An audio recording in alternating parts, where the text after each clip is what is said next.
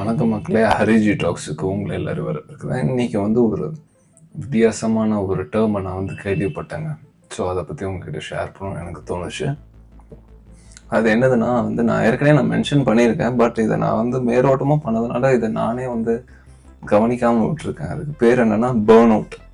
இது வந்து ரீசெண்டாக இந்த யூடியூபர்ஸ் மத்தியில் வந்து அதிகமாக பேசுவாங்க. இது பேர்ன் அவுட் ஆகிட்டேன். நேற்று கூட பார்த்தீங்கன்னா தருண்குமார் வந்து ஒரு வீடியோ போட்டிருந்தாரு. அதாவது நான் தற்காலிகமாக வந்து யூடியூப்பை குவிட் பண்ணுறேன், ஒரு பாஸ் எடுத்துக்கிறேன், ஏன்னா நான் வந்து பேர்ன் அவுட் ஆகிற மாதிரி ஃபீல் பண்ணுறேன். அப்பயும் அவர் இதே வார்த்தை சொன்னார். என்னடா அந்த பேர்ன் அவுட்னு பார்த்தா, அதாவது ஒரு மென்டல் இல்லை ஃபிசிக்கல் கண்டிஷனில் வந்து உங்களுக்கு வந்து அந்த ஒரு கட்டத்தில் உங்களுக்கு நீங்கள் பண்ணுற வேலை உங்களுக்கு பிடிக்காமல் போகிறதுக்கு வாய்ப்பு இருக்குது. அதாவது ஆரம்பத்தில் பிடிச்ச வேலை உங்களுக்கு போக போக வந்து பிடிக்காமல் போகிறதுக்கான சான்சஸ், பிடிக்காமல் போயிடும்.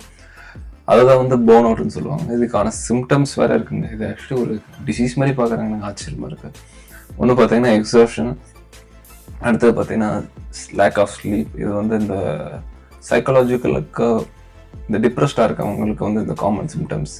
அதே மாதிரி ஒரு ட்ரௌனிங்கான சிச்சுவேஷன், யாருமே வந்து ஒரு ஹெல்ப்லெஸ்ஸான ஸ்டேட்டில். அதே மாதிரி க்ரியேட்டிவிட்டி வந்து ரொம்ப லேக் ஆகும். அவங்களால வந்து க்ரியேட்டிவாக யோசிக்கவே முடியாது.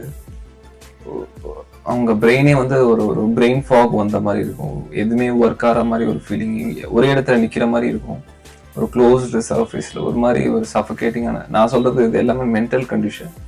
இந்த மாதிரி ஃபீல் ஆகிறவங்க வந்து பேர்ன் அவுட் இருக்குங்கிறது வந்து ஒரு சிம்டம்ஸ் இருக்குது. இது மோஸ்ட்லி வந்து யூடியூபர்ஸ் தான் குறித்து சொல்லுவாங்க. ஏன்னா அவங்க தான் ஒரு கட்டத்தில் வந்து ஒரு ஒரு கர்வ் பாசிட்டிவாக போகும், அதுக்கப்புறம் அது பிளாட்டோவாக மாறிடும். அது யூடியூபர்ஸ்க்கு தான் நிறைய பேருக்கு ஆயிருக்கு. ஸோ அதனால தான் அது வந்து யூடியூபர்ஸ்க்கு சொல்லுவாங்க. ஸோ இதுக்கு வந்து ரெமெடின்னு வந்து அந்த மாதிரி கிடையாது. ஏன்னா இது வந்து ஒரு டிசீஸாக கிடையாது, பட் இது எல்லோரும் டிசீஸாக தான் பார்க்குறாங்க. ஸோ இதுக்கு ரெமெடி வந்து அவ்வளோவா கிடையாது. எய்தர் நீங்கள் வந்து அந்த ப்ரொஃபஷனுக்கு ஈக்குவலான நபருக்கு கிட்ட ஹெல்ப் கேட்கணும், இல்லைன்னா நீங்களே அதை சார்ட் அவுட் பண்ண ட்ரை பண்ணணும். ஒரு பாஸ் எடுத்து, அதான் தருணம் எடுத்த மாதிரி ஒரு பாஸ் எடுத்து, இல்லைன்னா வந்து நீங்கள் ஏன் இதை பண்ணீங்க, இது எதுக்காக பண்ணீங்க, அந்த இன்டென்ஷன் கிளாரிட்டியை வந்து உங்களுக்குள்ளே மறுபடியும் வந்து அதை ரீகெயின் பண்ணி ரீதாட் பண்ணிவிட்டு மறுபடியும் அந்த ஒர்க் பண்ண ஆரம்பிச்சிங்கன்னா உங்களுக்கு ஒரு புது டைமென்ஷன்ஸ் கிடைக்க வாய்ப்பு இருக்குது அந்த ஒர்க் ரிலேட்டடாக.